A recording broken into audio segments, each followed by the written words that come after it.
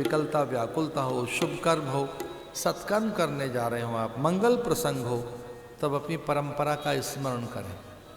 उस समय भी जब आपको बल चाहिए, ऊर्जा चाहिए, आपको सृजन के लिए नवाचार और नव स्फूर्ति, नव उमंग चाहिए, ऐसे समय भी जब आप व्यथित हैं, शांत नहीं है मन, व्याकुल हैं, आपको कोई नव सामर्थ्य चाहिए अथवा समाधान भी, उसके लिए शास्त्र ऐसा ही कहते हैं, पुनंतु देवजनामाम पुनंतु मनसाध्या पुनंतु विश्वाभूतानि जात वेद पुनिहमाम।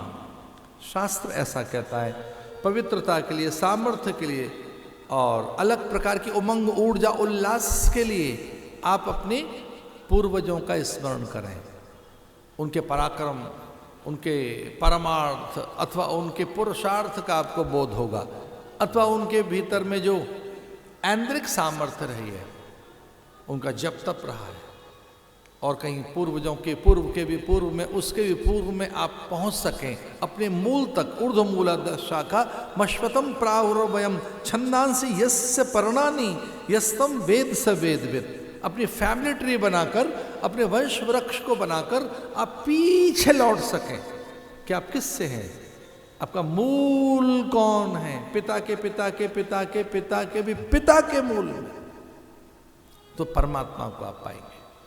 उसी से आप हैं, उसी से आपका अस्तित्व है।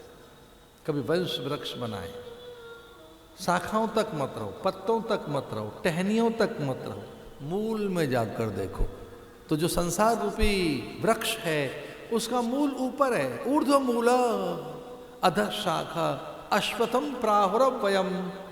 संयोग से अश्वत्थ वृक्ष ये मेरे बिल्कुल दक्षिण भाग में है, इसकी मैं नित्य पूजा करता हूँ, वट की, अश्वत्थ की। भोर में कभी ऐसा हुआ नहीं कि मैंने इसे जल न चढ़ाया हो, इसकी प्रदक्षिणा न की हो, इसे शीश न झुकाया हो, और हाँ, आनंद और उल्लास में तो कभी मैं इसे आलिंगन भी करता हूँ, प्राय।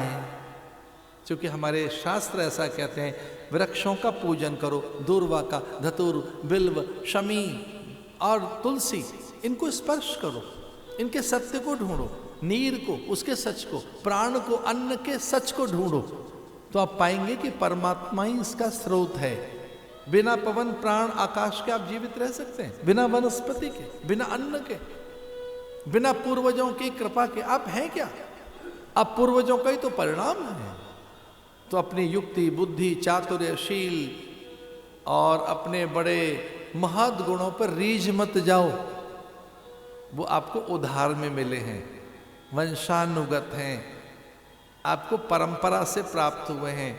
आपकी बुद्धि में जो आपका रंग रूप कौशल है, चिबुक हनु वक्षस्थल भुजाएं हैं, जो कुछ भी आपका ये है, ये किसी ने दिया है, तो परंपरा का स्मरण करें। महर्षि पतंजलि तो बहुत अच्छी बात लिखते हैं, वीतराग विषम व चित्तम।